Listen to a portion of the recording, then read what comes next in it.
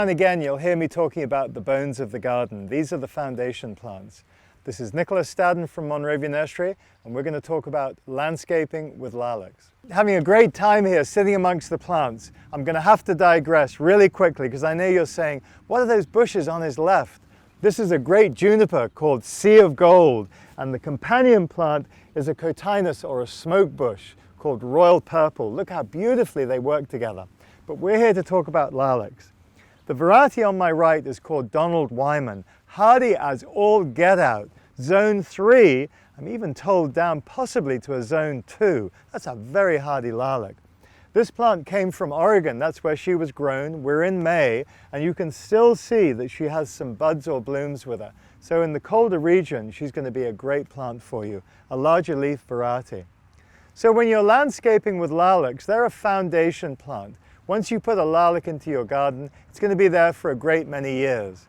So look at the label, find out what the color of the flower is. They go from purples, blues, whites, there's some real wine red varieties.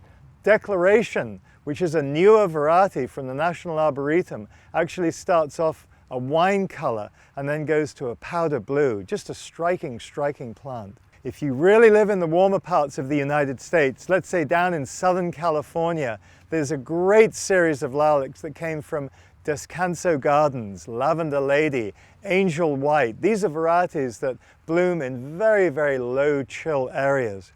There are some new repeat blooming varieties called Bloomerang, and these will bloom right the way through the growing season for you.